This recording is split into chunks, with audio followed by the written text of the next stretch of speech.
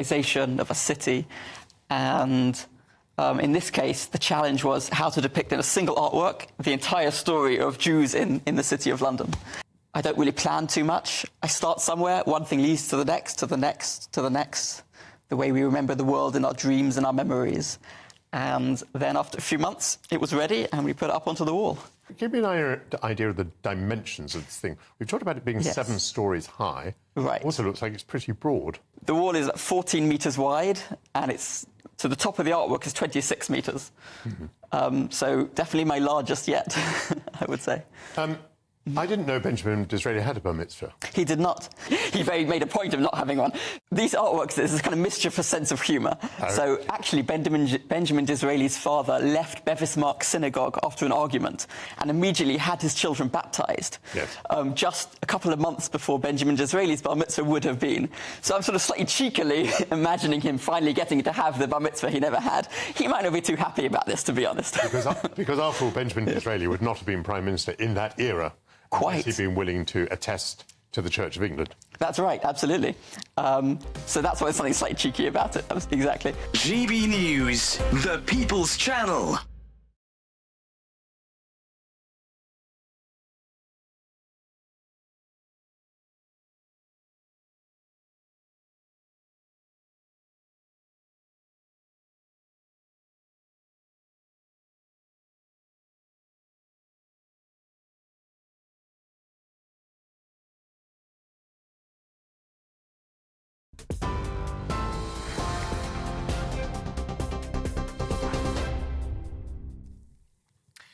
Good evening. The top stories from the GB newsroom. Let's start this bulletin with some breaking news. German police have reportedly caught the person suspected of yesterday's stabbing spree in Western Germany. That coming into us according to the German news website Der Spiegel. They have reportedly taken him into custody at this time.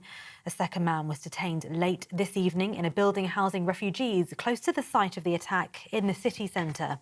Earlier, a 15-year-old boy was detained in connection with the stabbing. He's not the main suspect, but is alleged to have known about the attack, which killed 3 people and injured 8 others. The Islamic State terror group has claimed responsibility for the attacks this evening. They said it was in revenge for Muslims in Palestine and everywhere. 5 of those wounded are in a life-threatening condition.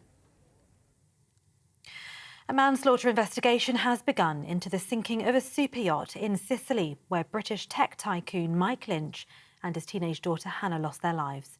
Italian authorities say the investigation is in its initial stages and are not currently looking at anyone specifically. However, prosecutors do believe offences were committed, possibly involving the captain, crew, shipbuilder or others. The luxury yacht landed on its right-hand side, but all bodies were found in a cabin on the left. Detectives warn it may take months to unravel the incident. Former footballer and TV presenter Jermaine Jenas has apologised after sending inappropriate messages to 2 female colleagues. Jenas has been sacked as a pundit and presenter by the BBC, but maintains he's done nothing illegal. He also argued the messages were with 2 consenting adults. The 41-year-old, who's been married for 13 years, told The Sun newspaper he's let down his family, friends, colleagues and the women involved. He says he's now seeking help. And NASA has announced the 2 astronauts stranded on the International Space Station will return to Earth on SpaceX in February next year. The SpaceX founder is, of course, Elon Musk. Pilot Sunita Williams and Commander Barry Wilmore blasted off in Boeing's new spacecraft in June and were meant to stay in orbit for 8 days after docking on the ISS. However, problems with the Starliner's propulsion system mean the NASA astronauts' return to Earth has been repeatedly delayed. They've now been there for more than 2 months. NASA Administrator Bill Nelson said at a press conference this evening a manned flight would be too dangerous. Starliner will now return to Earth unmanned, while the 2 astronauts are set to return in February on a SpaceX Crew Dragon spacecraft. Whatever that is. Those are the latest GB News headlines. For now, I'm Tatiana Sanchez. It's Headliners now. For the very latest GB News direct to your smartphone, sign up to News Alerts by scanning the QR code or go to gbnews.com/alerts.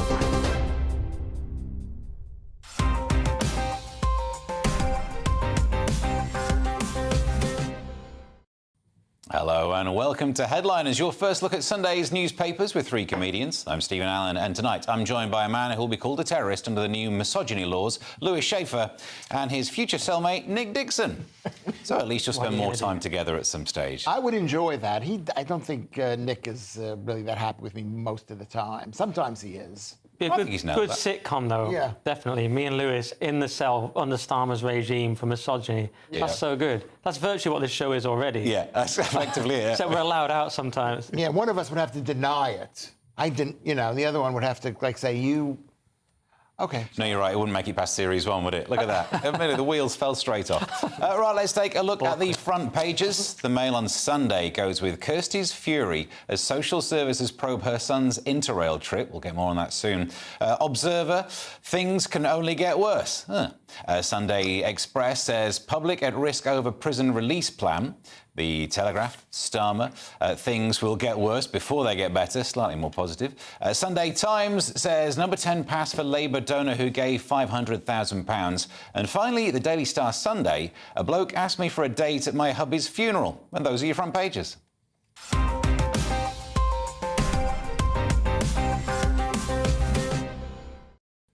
OK, closer look at the front pages. Then we will start with the Sunday Telegraph, Lewis. Sunday Telegraph, Starmer, things will get worse before they get better. And this is in this Telegraph. And this is like a non-news story because it hasn't happened yet. He hasn't said this. He's supposed to say it on Tuesday. And I don't know. I didn't get to the point where he said he was going to say it. But this is only in Britain would somebody say things are going to get worse before they get better. I mean, he should have. I think he said that enough before the election. And he's saying the Tories left us with no money and whatever. But we're the Tories to say, you're just using this as a groundwork to increase taxes. Isn't it like a well-known phrase? It's like it's always darkest before the dawn. It's not like he's just invented the idea of things are getting worse before they get better. And the story also, previously, we know they've been talking about this massive black hole of money. But he's also saying there's like a societal problem that they've been left with. Well, I'm old enough to remember when Jimmy Carter gave a speech. Have you heard about this speech that Jimmy Carter gave, President Carter, in like 1979, where he said the whole America was in a deep, dark space and people were like really bad right now and we got to work our way out of it.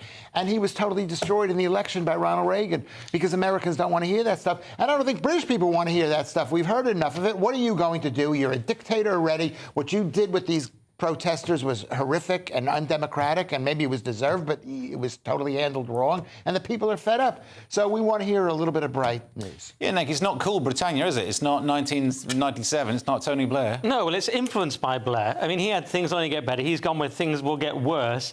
Needs a little bit of work, I would suggest. Things will be great for his cronies, as we'll get onto in the next story, but it's going to be the classic Labour. They're going to tax. They said they wouldn't, but they will. It's going to be capital gains, inheritance tax, raid on businesses, all the normal Labour stuff.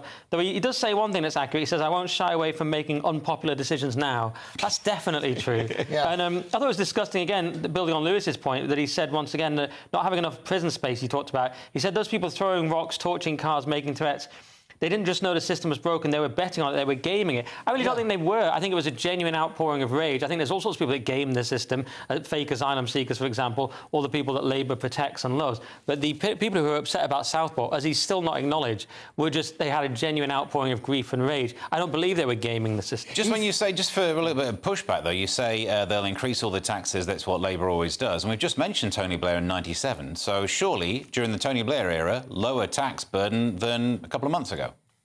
So it's not what Labour always do. I wasn't in the country at the time. No, but versus the recent Tories. Yeah. Yeah. I mean, that's true. I mean, the recent Tories are a complete disaster. No one's going to argue against that. And I'm also not saying Starmer's not going to do that, but the idea like Labour always do it. When in living memory, you can remember a time when Labour didn't do it. Didn't do what? I think have higher tax than we have right now. Yeah, this idea that Labour always means higher tax than wherever you're at. Well, right now we're at the highest. I suppose the counter might be that he was building on the economic success developed by Thatcher. And she called him her sort of best creation or whatever. Yeah. Well, also, was it in the Telegraph where Keir Starmer wrote one of his favourite prime ministers was Thatcher? He still couldn't scare people off. Interesting. Let's move on to the Sunday Times, Nick. What have they got on their front page? They have got number 10 pass for Labour donor who gave 500k, and they're referring to Wahid Ali. And he has seemingly sort of free reign of Downing Street.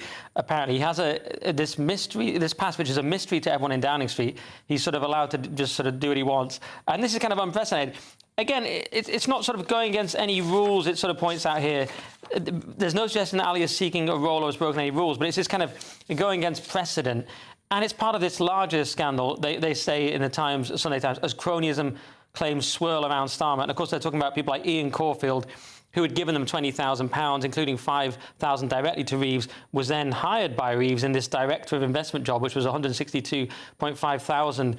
Now has stepped down from it and will have a temporary unpaid advisor role. But there's loads more people. There's Oliver Newton, there's Jess Sargent, who was with Labour Together, is straight into a job with no external advertising. So there's what Peter Hitchens has called a constitutional putsch. There's this extraordinary abuse of the neutrality of the civil service, where they're just hiring Labour employees. Some say it's because Sue Gray is blocking appointments of SPADs, refusing to sign off on them, so they're having to sort of do it in a sort of backdoor kind of way. But it's incredibly corrupt, and it's incredibly dodgy, given that, and hypocritical, given how much they talked about cronyism under the Tories. They went on and on about it, and this is just another example of that hypocrisy. You know what? I don't believe it. I don't believe that. I'm no fan of the Labour Party, but this, I think, is what happens. The new party gets in, and who gives them money? They're going to give a job to.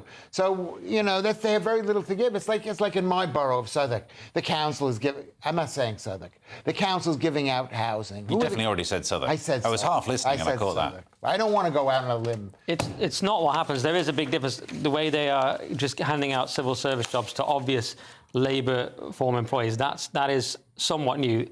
It's different to Quango's. Yeah. It's a new level of blatant. It's more direct than a Quango. At least it's more efficient, isn't it? That's straight to the person who's given the money. Yeah. Well, all right, we can move on to the Mail on Sunday. Lewis, what have they got for us? Mail on Sunday, Kirsty's fury as social services probe her son's interrail trip.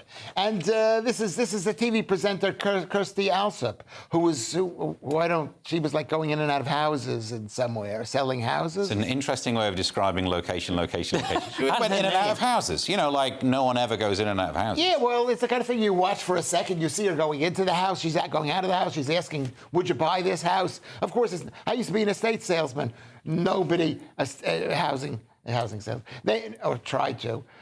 Nobody ever bought or rented a house. People bought at the end of the episodes. I don't remember. Maybe I didn't stay till the end of the episodes. Anyway, she's got a 15-year-old kid, Stephen. And the kid's going off to Europe on the Interrail thing, which my son is going next week. So, and he's not 16, he's 22. But she's being investigated by the Royal Borough of Chelsea. Your son is also being taken away by social services, but for different reasons. Do you know what? Because I called him up. I said, get him out of my house. I can't get him out of my house. He's doing nothing. He's not giving me any money. Should I get money from my kid? Anyway, back to this. What happens? So he goes on a holiday. He goes on a holiday, and the social services say, we're not going to do anything about it, but we're going to write it down on a piece of paper. And that's typical of what's happening. And I don't know whether, I think they're the conservative borough, Kensington and Chelsea. I think they're conservative. So it's just it's the way the country's going. Police state Britain.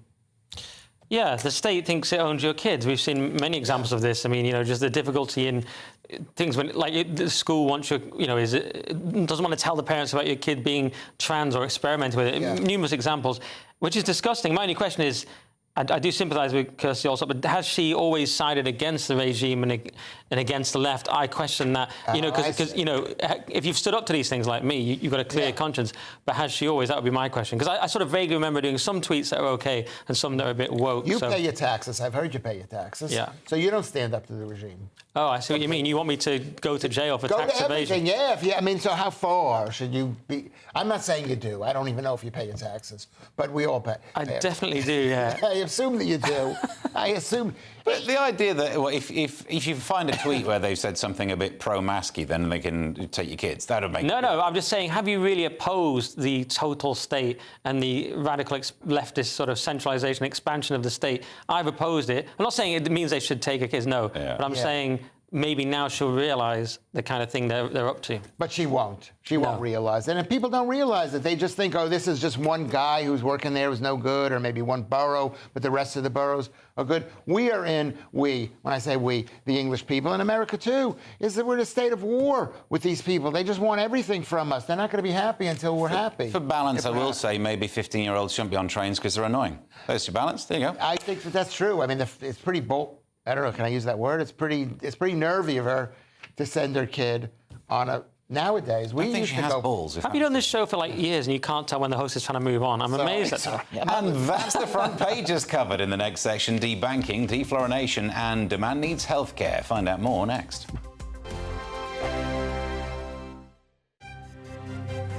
GB News Breakfast. Every day from 6 a.m. Football and gambling can go hand in hand and cause long-term problems.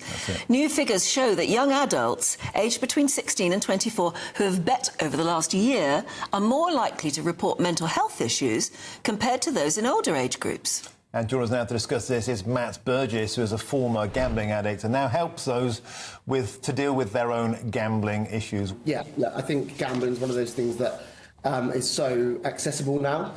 Everyone's got a kind of mobile phone in their pocket, walk around with a kind of 24-hour casino, if you like. So I think it's really important that people realise that we have to sort of recognise that is a month of quite condensed gambling, and we don't want people to sort of carry that on into their everyday life, because that's when it can become really risky and it could become addictive.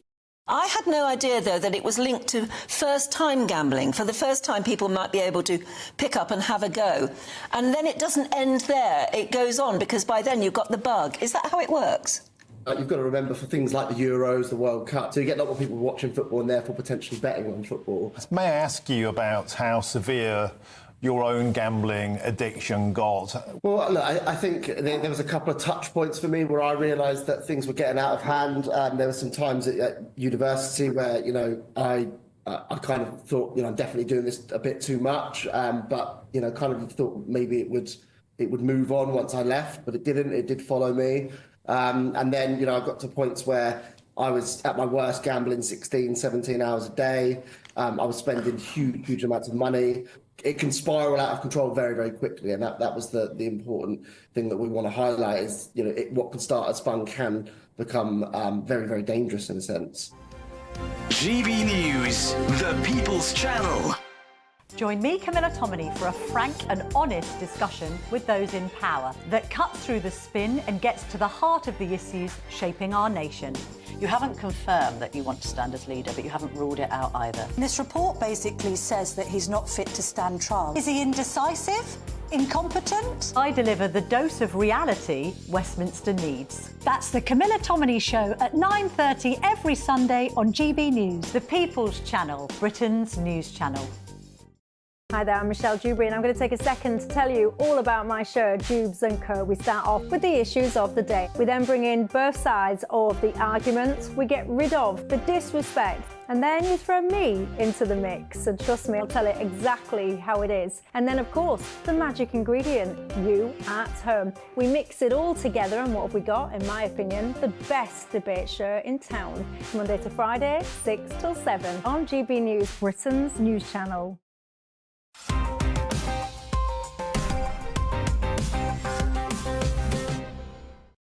Welcome back to Headliners. I'm Stephen Allen here with Lewis Schaefer and Nick Dixon. Let's go to the Mail on Sunday, Lewis. A Jewish charity has had its accounts closed, putting the West Bank into NatWest Bank. Yes, and this is what fury is, NatWest. As NatWest debanks one of Britain's biggest Holocaust memorial charities with no explanation. Like, there are lots of Holocaust memorial charities. It's one of the biggest. They have to say this thing. This is Yad Vashem Memorial UK, which is an education charity based in London. And they just out of the blue debank them. And people were making fun of the word debanking. They basically said you can't have a bank account and you got 4 months to find another bank. And meanwhile, if one of them debanks them, you try getting another one, they're going to say, no, you're in Israel. And this is Yad Vashem. Have you ever been to Yad Vashem? It's the memorial for the Holocaust in Jerusalem, which is really, if you want to have a good time. That's a joke. Don't say I'm support Yad Vashem. But it's basically a museum of how easy it is to kill Jews. That's Nick, a joke too. Nick, before we get that third joke, which I think could end us all, the bank said it was an administrative error. Yeah. After. So they said it was an error, but then again, we've heard that before with the Farage thing. Is it just because they've got a backlash? You know, they send out these messages, we're not able to discuss this decision, but we've closed your banking. And they're seemingly from the Farage investigation, there were hundreds of, or the Farage saga, there are hundreds of people, maybe thousands, who get those messages and just never can do anything about it. But this one has backlash, so we hear about it. May have been a genuine error. If it wasn't an error, it's quite interesting because it's an indication of two phenomena we see from our current managerial system. We see the merging of the public and private, which I think is pretty obvious at this point. I mean, NatWest itself is fascism. Isn't that fascism? Could be. It's 22.5% owned by the government, so this is a clear example of this. And we see that there are no morally neutral institutions. So what you get is a bank with an opinion on your politics, and it's a quasi-public body. So, and if the regime happens to say, well, now we like Palestine, then the bank will act accordingly. People could argue in the past maybe the banks liked Israel, but at the moment it seems that's the way things are going. Or it was a mistake. And by the way, just to be very fair, when they say Vad Yashem is an apolitical registered charity, I don't believe there's apolitical charities either. So I don't believe in any apolitical institution. Have the bank's not learned post-Farage, though? Because surely they'll know. You can send your letter that says we cannot discuss this with you, and whoever you've just sent it to will say, well, I want to get all the information you've got about me, and the information you can't send, which they must have. Then someone must have made a decision using information. You can get access to it. The freedom of information. Yeah, but that raises two other questions. The one question is why should banks, which is a private institution, have to give out information as if, you know, it's like a kind of a Freedom of Information Act when they're a private thing? But they're not private. They're quarter government owned. No, I know. This one is 84% at one point, wasn't it? But it's still a private company. If the information's on you, you own it. This is the whole GDPR thing, isn't it? But the other point that's really crucial is that everyone out there needs to know they should be nice to Uber. Otherwise, if you're on a list and they don't like where you're going, an Uber might not pick you up, or your local chip shop. No, it's true. People do get banned. It sounds like it's just Lewis Ramlin, but people do get banned from Uber and all sorts of services. You're right, for their political opinions. It's the total state. That's what Oren McIntyre called it in his book. The state has gone into every area of life, even the so-called private areas. Even, you know, people think it's capitalism. It's not. It's some post-capitalist thing. It's not our state. It's the team world state. Correct. It's not the people who are fighting for Britain, for England. It's people who are fighting for this nice kumbaya world. Get paid every time you use that phrase. Is that how it works? Right, Nick, The Observer. Do we need a national men's health strategy? The current one is don't ever talk about it and die young. And that was working fine for so many years. Yeah, it's English Council's call for National Men's Health Strategy. And, I mean, OK. I mean, it points out that men in deprived areas live almost 10 years less than their more affluent peers. That, to me, sounds like a poverty issue more than a mental health issue, which I still think, having read the article, that it does point out the suicide rate is 3 times higher for men than women. That's a massive problem. But this seems more like a sort of problem of inequality, if you want to use that word. If some people are poor, they smoke and drink more as a sort of relief, and then they die early. That's basically it. But to use another phrase, this is a kind of... Again, this is the expansion of the therapeutic state. That's what we have now. Coined by Thomas Sass, that phrase originally. What it is the allegedly medical becomes political. And you could argue the zenith of this was the COVID jab, where even a vaccine became political. You were some sort of dissident for not having a jab, which is quite strange when you think about it. So, but it's applied to mental health for ages, hasn't it? If there's something wrong with you, you shouldn't, as a man in 2024, you shouldn't feel normal because we're in a completely abnormal system.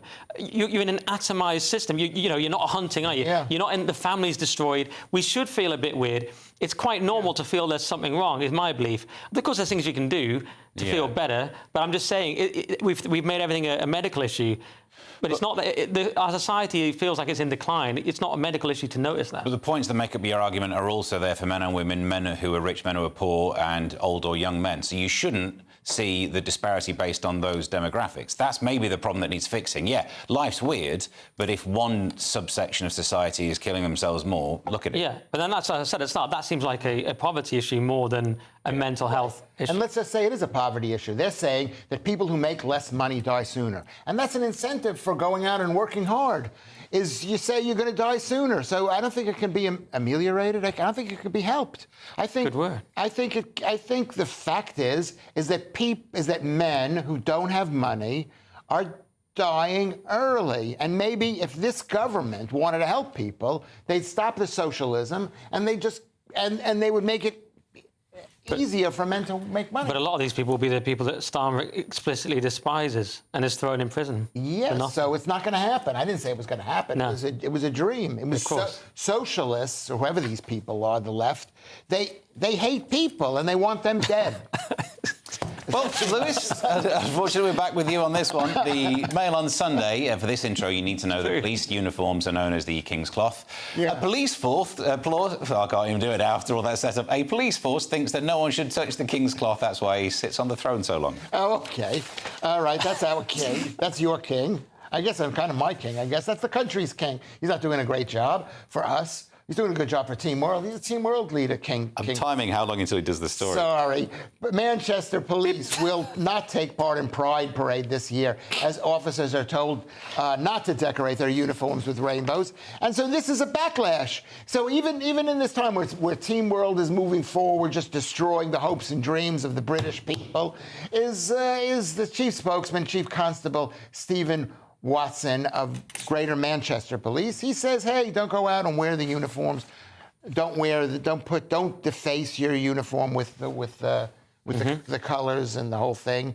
And it's happening in Leeds too. And is it the sign of a big change? Might be. Yeah, it's hard to know because they say it's been done in previous years, so they're trying to sort of imply it's nothing out of the ordinary.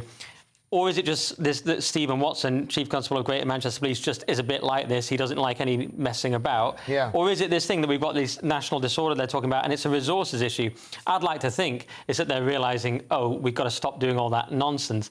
And it's going to look particularly bad in light of the two-tier criticisms to have rainbow police locking up one group. You know what I mean? It just looks extra bad. That's what I'd like to believe it is. But it could just be simply that Stephen Watson just isn't into this. Although that's also a good thing as well, because the police... I mean, it says here it's important that the presentation of our officers remains consistent and they're appropriately and best equipped to respond to any incident. Why don't they just always stick with that? That is correct. Yeah. Why did they ever do this rainbow garbage? And we're having the police. If you want to go as a policeman, you can go, but don't go in uniform. That's what I would say. I'd say I don't think it's a good sign. I think Britain is doomed. No, things will get worse before they get better. Oh, OK. Yeah. So you're not doomed. It's, it's got to get through it. I'm sure someone said that earlier. It's very good. Nick, The Independent. Can too much fluoride lower your IQ? I drink fluoridated water, and it did not never lessen my IQ.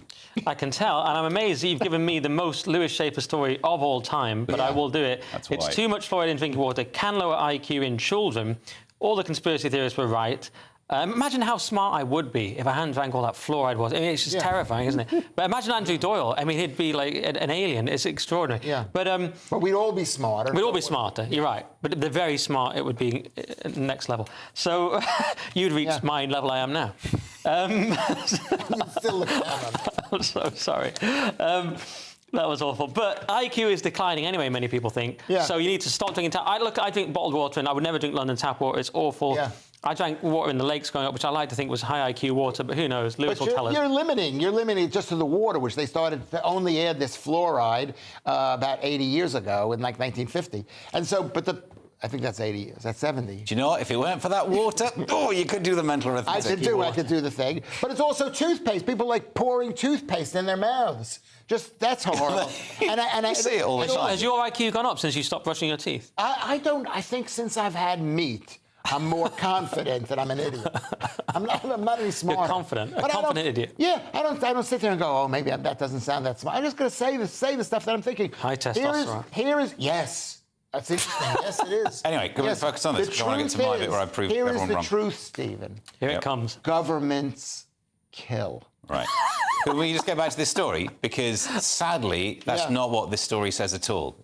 What it says here? Governments kill. He loves this. He loves... Of course, well, look, it's got some numbers in it. I bothered to read them. He loves ruining our fun. The level of fluoride in the water that's been added by people is always lower than what they've looked at. So that range, below like 1.5, there's no evidence that it changes your IQ at all. It's only above 1.5 that you get impact on the IQ, and the only time that ever exists is a natural source. So adding fluoride, nothing to do with it. Natural sources of high fluoride fluoride content water, that's bad for you. So the natural water, I've not checked the lakes, but that's the only source that you could get this dangerous water. You know what, Steve? I didn't bother reading that far because I knew he'd dominate this story. Yeah. Everyone just sees the headline and goes, you know, they shouldn't add it. That's what I did. It's nothing to do with added fluoride. They shouldn't add it, and people should stop. No, but this story is nothing to do with added fluoride. It isn't, I know, but it's basically a test of fluoride. Is added fluoride any better or worse than the fluoride that's in the river? If it's added, it's definitely in the correct range. You never get it as high as the danger range. No, I know. But what's happened is all those Colgate toothpaste that have taken place since 1950, where they've added all of the toothpaste. I'm not saying you shouldn't brush your teeth. If you have carbs, you should brush your teeth. If you're on a high meat diet like I am, I have not brushed my teeth in years. Years. Yep, you can tell. That's the end of part 2, but still to come. Age is just a number in acting and the balance sheet of The Guardian. Get the lowdown next. Hello there, welcome to your latest GB News weather forecast. Showers continue over the next 24 hours, some longer spells of rain pushing in through Sunday as well, and it remains quite cool and breezy. Low pressure in charge of our weather at the moment, but as we head into Monday, a bank holiday for some, we will see a ridge of high pressure extending in, turning things a little drier and warmer. For the rest of Saturday into the early hours of Sunday, showers across the north and the west of the UK. Some of these heavy, still fairly blustery winds across the north and west. Clearer skies across central and eastern areas. Quite a fresh night for everyone, with temperatures in towns and cities dipping into single figures, perhaps 5 or 6 Celsius in the countryside. But there will be plenty of sunny spells to start Sunday morning, particularly across southern and eastern parts. Here, blue skies to greet us, though showers across the West Country into Wales. The next weather system moving into parts of Northern Ireland, northwest England, Scotland, with outbreaks of rain pushing in here, but still some sunny spells and showers across the north and east of Scotland. Winds fairly brisk and temperatures around 10 or 11 Celsius to start Sunday morning. As we head through the day, this cloud and rain will push in and push eastwards as we move through the day. Some of the rain will be heavy at times, largely affecting Northern Ireland, Scotland, Northern England, Wales. Further south, it will be fairly showery across southwest England, a cloud extending further east. But the best of the sunshine holding on across southeast England here, temperatures around 20 or 21 Celsius. Cool under the cloud, the rain and the brisk winds, 14 to 16 Celsius across the north of the UK. Into Monday, that high pressure starts to build in, plenty of sunny spells around. There will still be a scattering of showers, the cloud thickest across Northern Ireland, southern Scotland, northern England. Showery rain through the day here. And then as the week goes on, temperatures will start to rise. The mid, locally high 20s possible by the middle of the week. See you again soon.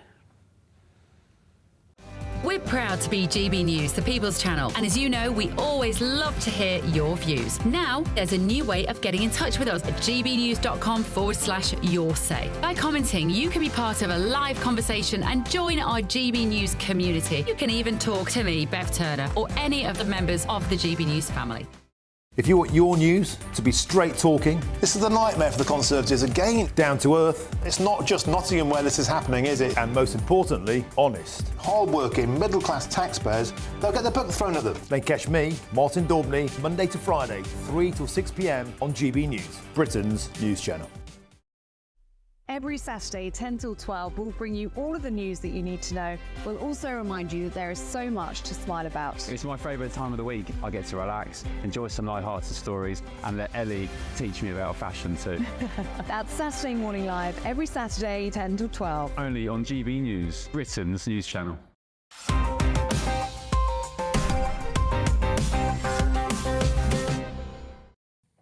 Welcome back to Headliners. Nick, the Sunday Telegraph, civil servants to be taught how to be more like Jesus. I mean, they already disappear for a long weekend around Easter.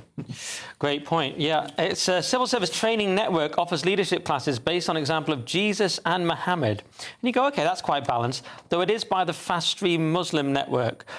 Just putting that in there. So the Jesus part, might be a bit... I don't know if the the syllabus spends as much time on the Jesus part. I don't know yet. But then again, he is recognised as a prophet in Islam. His divinity, of course, is disputed, but they do recognise him as a prophet, so maybe Jesus will get a fair hearing as well. It does seem like a way to sort of bring in more Muslim ideas into the civil service, to the cynic perhaps, but the Fast Free Muslim Network, who organised the session, is separate from the Civil Service Muslim Network, which was suspended in March after officials were reported to have discussed how to force the government to change its policy on Gaza, which sounds non-ideal to the layman. Yeah. But so yeah, it's whether you think this kind of thing is a good idea. In itself, there's nothing bad about it. They're teaching how, you know, the leadership qualities of Jesus. That's a good idea. Nothing more, or Muhammad, if you're so inclined. Yeah. Moses gets a mention as well. Moses, lower down, just not there. They all had a big impact. Wrote stuff down. It's a good idea. Yeah. Well, so that's the whole thing behind that religion, is that they do respect the old ones. They respect Jesus and Moses and Abraham. But they think they got the update. But they think that they're the latest, and there's no more updates coming. Yeah. There's like no Windows 10. Yeah, they are stuck. The truth is you don't know how evil this is. This could be evil, it could not be evil, but it's a one session kind of program in wasting of civil service training money. And you know it's a waste, and you know this is a waste. And what they're trying to do is, we don't know what they're trying to do, but I don't trust them. And I didn't use the word evil, by the way. That was Lewis. I didn't say they were evil. No. No, you said the word evil, but I don't know. It's not as if everyone knows your Twitter address, which means they can then send you Which hate. is lewisschaefer.co.uk. Close your DMs, maybe. Lewis Schaefer. I didn't call. I said something. If you listen to what I said. No, it never does. Lewis, The Observer, there are schools being set up in America to teach about racism. No need. Many Americans are actually naturally good at it. No, that's not true. America's a lovely country. DeSantis is the governor of Florida, banned lessons on racism in Florida public schools. And freedom schools this thing called freedom schools fill the gap. But he didn't ban lessons on racism. He banned lessons on kind of like Black history. And included in Black history he didn't say that, you know, we're not going to talk about racism, because there's already programs about racism in the schools, which people are. I would say it's an untruth. It's an untruth. I feel, you know, DeSantis, they're trying to make this, they're painting DeSantis the same way they paint it. They don't paint him as much as they used to, but because I think they're expecting Trump to die and maybe this guy will take over, but I don't think he will. I don't see the racism on this. I think basically DeSantis banned woke history that's fake history, and now they brought it back with these freedom schools, which appears to mean freedom from the truth, because they have this class where they teach and they say a folding bed, tricycle clock, toilet, heating furnace, thermostat, air conditioner were among the innovations that no longer existed in a fictional world because black people invented it. They had this student shouting out, meaning if there hadn't been black people, you wouldn't have these things. And they even say you'd be in a cabin. You wouldn't have anything in your home. But it's just completely false, because the toilet, people think it goes back either to the Scots, 3000 BC, some people say the Greeks. The flushable toilet goes back to 1596, which was an English invention, Sir John Harrington. So it's actually taking away, it's lying about history, and it's taking away from other cultures. And I think what they're getting at this guy, J.B. Rhodes, patented a spraying attachment to the toilet in 1899, but that's a hell of a leap. So what DeSantis is trying to just, you know, he's getting rid of woke misinformation. It's much better to teach kids the truth, educate them properly. That will empower them, not kind of feel-good lies. But you can't blame DeSantis on this. He's just saying... No, I'm not. I'm blaming these freedom schools that they're trying to get around DeSantis. This is what it's saying. We don't. Well, you know what percent of the population of Florida are black people?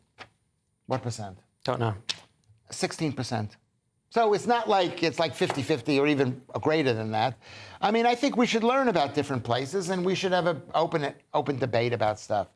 And I think that it isn't DeSantis saying we're not going to have lessons. So this is in The Observer, which is going bankrupt. It's a lie. Speaking of which, Nick, The Observer, they report job losses at The Guardian and Observer. In the print version, you can still see the tear stains on the paper. Yeah, it's Guardian staff brace for job cuts as GMGs report nearly 40 million in losses, and that's Guardian Media Group, of course. And who knew? They say there was an unrealistic approach to expenditure, which I find hard to believe from a left-wing newspaper. But of course, people say, well, what about GB? And so we open ourselves to that. Yeah. One difference, of course, is that we're aggressively boycotted, and everyone's always trying to shut us down and say they need to be banned, the likes of that guy, Paul Mason, whatever he's called. So a bit different if you're The Guardian, and maybe their system of begging for money at the end of articles doesn't work. I don't know. But they're in some trouble, despite having all that money from their interesting past. And they have a rich daddy, which is the Scott Foundation. And so they think, well, we just keep on going. And they've added staff in this day and age. So, you know what? I hope they go. I shouldn't say this. I shouldn't say it, but I'm going to say it. I'm going to say it. It's a left wing. It's Team World. It's you know, they're bad with money. The left wing people. But if that newspaper folds, obviously all newspapers fold. That's a bad way of phrasing it. If they go under, then you won't be able to sit there and go, but it's in the Guardian, so why should we care? Surely it fuels most of what we do here, isn't it? It's on this show. If there was still a newspaper, it'd be okay. But I remember back in the day, they used to sometimes report the news, but now it's just smear. I mean, look at their latest piece on RFK Jr., where they just be like, idiot, meandering, siblings hate him, scumbag, you know. And you see the Metro doing the same. They said candidate with worm in his brain endorses Trump or something. If the media wasn't so fake, we would be nice about it. And the number of people who are reading it is going down in debt. I mean, maybe it's not the number of people who are reading it. If it goes, I mean, I think every newspaper should go out of business. They're all corporatist. Do you know which show you work on? We review newspapers, man. It's a good point. Do you know what? I'm going to tell you something. That's true. But when have I ever cared about my career? He wants the show, though, to just be an hour of his anecdotes about his life. Do you know what? I'd like to talk to you. I'll listen to you for about 20 minutes. You know what I mean? For about 20 minutes. You don't even get a full share of both of you being on the show. Unbelievable. Lewis, the Mail on Sunday. In acting, now, it doesn't matter how old you are if you're an actress, unless you want to date Leonardo DiCaprio. Yeah, but...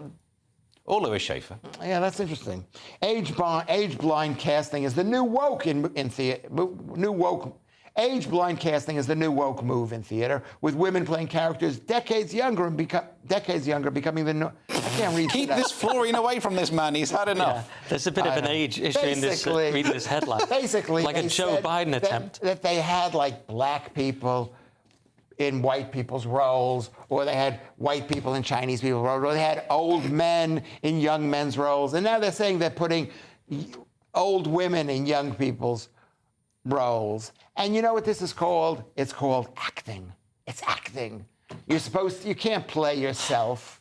No, I mean, obviously that's nonsense. You can't have age-blind casting. Sometimes there's those movies where it's like a guy through many periods of his life and he's like, OK, he's at high school and he's obviously 30. And it's a bit weird. But you go, OK, it's the same actor. They put a bit of makeup on him. But it is weird. Obviously, you've got like a 72-year-old woman playing a 20-year-old role in Shakespeare. That's weird. It's not going to make sense to the viewer. It is weird. But why did they do it? They did it for publicity. It's and if you saw it, you might think to yourself, well, this is amazing.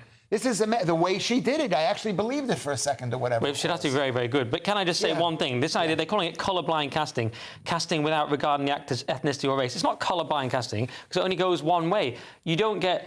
You make Anne Boleyn black. You don't make Martin Luther King white. We have not seen that yet, so it's not colourblind casting. Yeah. What you do whitewashing is another phrase. Right, but yes, but we don't get the same. But they have. But can I just say one thing? Because there's an advert out today for sexual harassment, not for sexual harassment. It was anti-sexual harassment. And, of course, it's a white guy. Those are the roles white men can still get. Thank God for those roles. Sexual harassment, euthanasia in Canada, they're the roles straight white men can still get. So there is it's not colourblind casting. It's very, very different. And being on this show. Being on this show. We can do it. You know what? I disagree with you. I think it's just a blatant... It's just a non-story. It's a blatant It's a story. attempt. It's a huge story. It's a blatant attempt just to sell this thing with Geraldine James, whoever it is.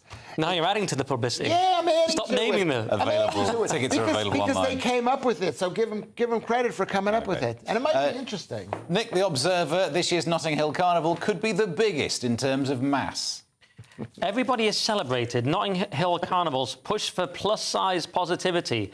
So, I mean, I don't know what this is about. It's basically saying there's a body confidence advocate here, which is a thing now. Which is fat. Just three random words. It's a fat person who's given up on trying to get thin. Yeah. So they become an advocate. I might get there. I'm overweight. I might get there soon. But Notting Hill Carnival is just a kind of disaster, really. They called it Labour tweeted today that it was a vibrant celebration. I mean, 8 stabbings last year, 75 assaults on police officers, 6 of them bitten. 75? Yeah. Oh, no, it's stabby but mostly vibrant carnival. They should come down 6 of them were bitten. Yeah. 6 police people were bitten, and we're celebrating this because they're all fat. It's just the pure decline. Yes, true. Can I just say the biting of they're policemen, eating people. That belongs at the gay pride parade. Yeah, true. They're eating policemen because they're so body positive. Yeah. Did you, in the version that we were printed off, I think I listened to the longer version from the actual website. There's someone who said at this year's carnival they wanted to reach out to a wider community. Like, that's... Yeah, they're bigger. But the fact is, in this thing, in the Mail on Sunday, they didn't even mention the word fat. You can't say it's like they're bigger, larger, whatever, like you say, wider. And the truth is that fat might be good for you. We're heading into a major time. We got wars going on in Israel, and just like survive the winter. Exactly. That this lady should not feel bad because whoever this lady is, feel good. You're fat. I think she does. Well, just the final section to go. How not to live to 100 and the upsides of human extinction and why we cheat. Well, it sounds like because we're all going to die. Get the details next. This is GB News, Britain's news channel. Soya, almond, oats, hazelnut, coconut milk. Yeah. It's now much more difficult to choose. Yeah, there's an awful lot out there on the market. So how do you feel about horse milk? Yes, you heard that right. For generations, people in Central Asia have sworn by horse milk and the supposed health benefits. And now researchers in Poland believe it should even be used in ice cream. For the sweet treat not only tastes delicious, apparently, but could also be good for your gut. OK, well, joining us now to give us the lowdown on why we should be considering switching over to horse milk is farmer Frank Shellard from Cromwell Farm, Britain's only horse dairy. Good morning, Frank. Look, you're an expert on all things milk. You've even written a book on it. Is horse milk good for you? How does it compare nutritionally, first of all, to cow's milk? I think the big difference is, just to make the point from the very start, cows, sheep and goats and all those other alternative milks have got 4 stomachs. Horse has got a single stomach, so a lot of the enzymes and a lot of the makeup of the milk is very similar to mother's milk. So our bodies are a lot more able, us being a single stomach animal, if you like, to digest that milk. So that's the big thing. That's the first point I'd like to make. Because of the makeup of the mare's milk, you could drink the lactose and the lactase in it. You could probably, not all, don't quote with everybody, but a big percentage of those people that are lactose intolerant could drink the mare's milk. The great thing about the mare's milk is it's very, very good for your gut flora. If you remember in the history books, Cleopatra bathed in ass's milk, and ass's milk is exactly the same thing. It's exactly the same makeup as mare's milk, and she bathed in it for eternal youth and to keep the skin and her metabolism correct. GB News, the People's Channel. I'm Christopher Hope. From pop stars to politicians, I'll interview anybody in a pub who's got a political opinion. Join me every Friday on Spotify, Apple Podcasts, YouTube or gbnews.com, or wherever you get your podcasts. This is GB News, the People's Channel. Join me, Nana Akweer, for an informative, interactive news programme with a difference. It's fun. It's true. You're not wrong. No one will be cancelled. Lovely. Join me from 3 p.m. every weekend, only on GB News, Britain's news channel. Join me, Neil Oliver, every Sunday night at 6 p.m. on GB News. And if an hour is not nearly enough for you, go to gbnews.com for special extended episodes online every Friday at 9 p.m, where we can truly get into the nitty-gritty of what's going on. GB News, Britain's news channel.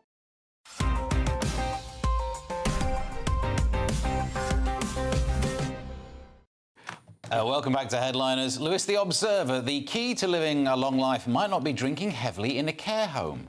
Tell us more. Yes, never take your health tips from the world's oldest people, say scientists. Of course, because then you wouldn't need scientists. You wouldn't. No, that's not why. It is why. Is that why? It says it right there. It says because this woman died. She was Maria Banyas Morea.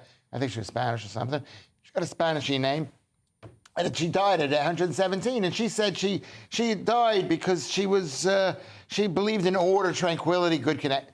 The fact is she was smoking up. Maybe she was smoking. I don't know. But they find that the people who live to 100, they're smokers, and they don't exercise.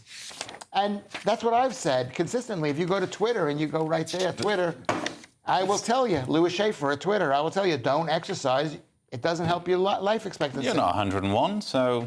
I'm pretty old. How much older than you think I am? No, you're exactly as old as we all know you are. Oh, sorry. Nick, your thoughts on this? Actually, I don't have loads on this, but I do think, yeah, this survivorship bias, you always ask them what did it. They don't know what did it. Their body's just doing stuff on its own. How on earth do they know?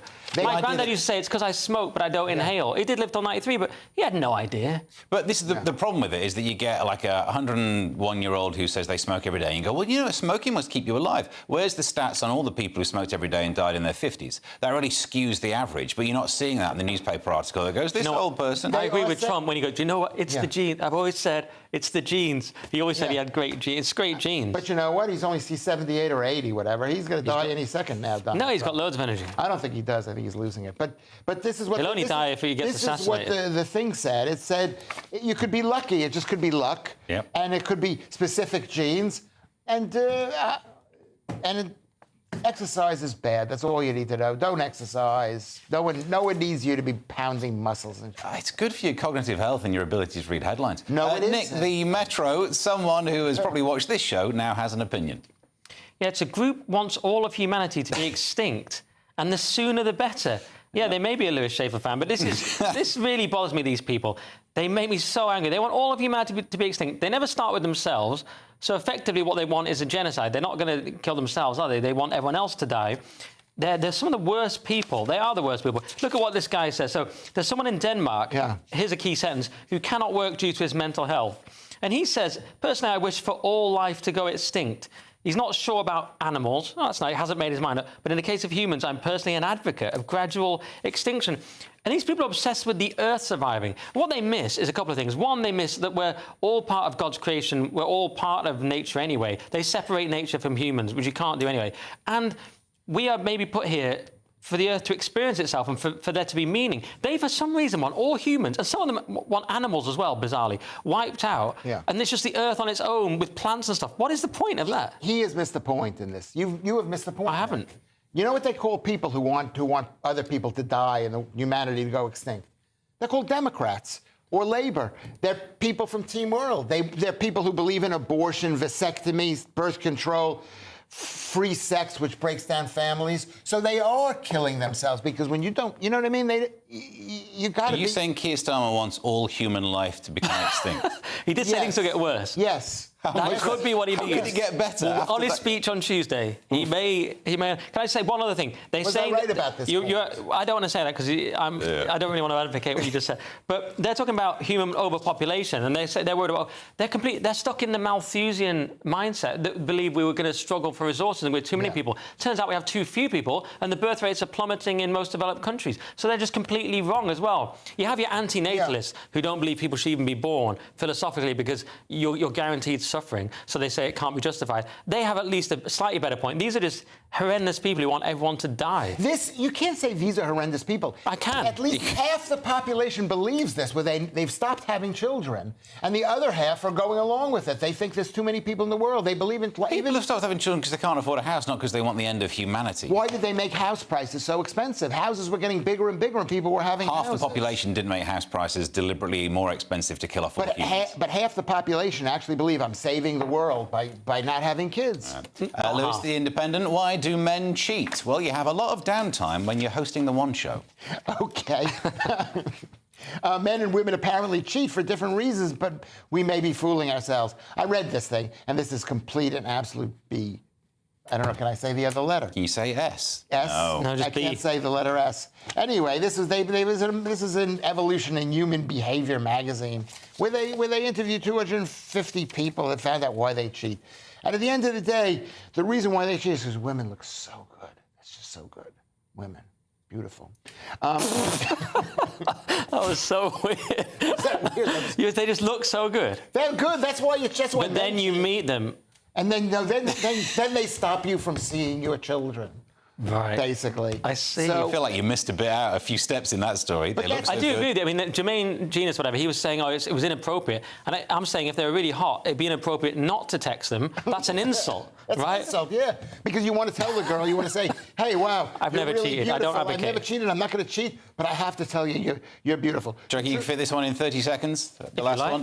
The Mail on Sunday, people who take selfies are afraid of the same thing that people wish for them. Oh, yeah, quite a dark ending. Why do we take so many selfies? Because we're afraid of dying say psychologists. Absolutely, probably true. I mean, Ernest Becker wrote The Denial of Death, very good on this. Most neuroses could be put down to death, arguably. But it's shocking it says there's an intense fear of dying that affects up to a fifth of Britons. Only a fifth? Yeah. What's wrong with the other people? There's nothing going through their heads. Well, why are they not more afraid of that? Come on. They must be... I don't know. They should have a carnivore diet and they wouldn't be that afraid of it. But they should have a Notting Hill that solves everything. Well, the show is nearly over. Let's take another quick look at Sunday's front pages. The Mail on Sunday, Kirsty's fury as social services probe her son's Interrail trip. The Observer, things can only get worse. The Sunday Express goes with public at risk over prison release plan.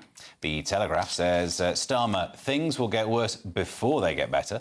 The Sunday Times, number 10 passed for Labour donor who gave £500,000. And Daily Mail Sunday, a bloke asked me for a date at my hubby's funeral. And those were your front pages. That's all we've got time for. Thank you to my guests, Louis Schaefer and Nick Dixon. I'll be back tomorrow at 11 with Adam Kouas and Cressida Wetton. And if you're watching at 5, stay tuned. Breakfast on the way next. Enjoy yourself and have a good one. Looks like things are heating up. Boxed boilers, sponsors of weather on GB News. Hello there, welcome to your latest GB News weather forecast. Showers continue over the next 24 hours, some longer spells of rain pushing in through Sunday as well, and it remains quite cool and breezy. Low pressure in charge of our weather at the moment, but as we head into Monday, a bank holiday for some, we will see a ridge of high pressure extending in, turning things a little drier and warmer. For the rest of Saturday into the early hours of Sunday, showers across the north and the west of the UK. Some of these heavy, still fairly blustery winds across the north and west. Clearer skies across central and eastern areas. Quite a fresh night for everyone, with temperatures in towns and cities dipping into single figures, perhaps 5 or 6 Celsius in the countryside. But there will be plenty of sunny spells to start Sunday morning, particularly across southern and eastern parts. Here, blue skies to greet us, though showers across the West Country into Wales. The next weather system moving into parts of Northern Ireland, northwest England, Scotland, with outbreaks of rain pushing in here, but still some sunny spells and showers across the north and east of Scotland. Winds fairly brisk and temperatures around 10 or 11 Celsius to start Sunday morning. As we head through the day, this cloud and rain will push in and push eastwards as we move through the day. Some of the rain will be heavy at times, largely affecting Northern Ireland, Scotland, Northern England, Wales. Further south, it will be fairly showery across southwest England, a cloud extending further east. But the best of the sunshine holding on across southeast England. Here, temperatures around 20 or 21 Celsius. Cool under the cloud, the rain and the brisk winds, 14 to 16 Celsius across the north of the UK. Into Monday, that high pressure starts to build in, plenty of sunny spells around. There will still be a scattering of showers, the cloud thickest across Northern Ireland, southern